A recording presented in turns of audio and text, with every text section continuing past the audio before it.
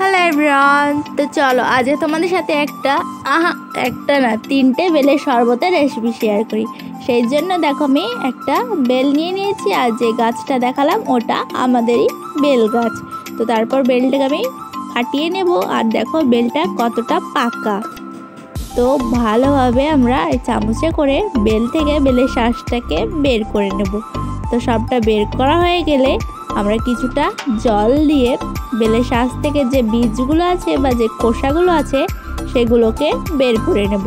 তো দেখো এখানে আমি ভালোভাবে বের করে নিয়েছি, তারপর ভালোভাবে সবটা ছেঁকে নিয়েছি।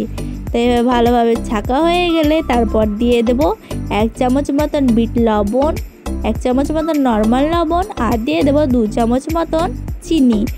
তারপর এটাকে ভালোভাবে মিশিয়ে নেব, আর ভালোভাবে মেশানো হয়ে গেলে এটা থেকেই তৈরি হবে আমাদের তিনটে শরবতের রেসিপি। 1 নম্বর শরবত বানানোর জন্য একটা গ্লাসের মধ্যে নিয়ে নেব কিছুটা বরফের টুকরো। তারপর যে শরবতটা বানিয়েছিলাম সেটা দিলেই তৈরি আমাদের 1 নম্বর শরবত। 2 নম্বর শরবতের জন্য নিয়ে নিয়েছি একটা গ্লাস, তাতে দিয়ে দেবো 1 প্যাকেট মতন গুঁড়ো দুধ।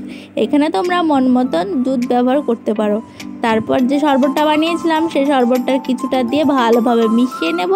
তো মেশানো হয়ে গেলে ওপর থেকে আবার ওই শরবতটা দিলেই তৈরি আমাদের 2 নম্বর শরবত। তো 3 নম্বর শরবতের জন্য নিয়ে নিয়েছি আবার একটা গ্লাস, তাতে দিয়ে দেবো শরবতটা, দিয়ে দেবো কিছুটা বরফের টুকরো, তারপর দিয়ে দেবো আরেকটু বিট লবণ, আর দিয়ে দেবো অনেকটা লেবুর রস।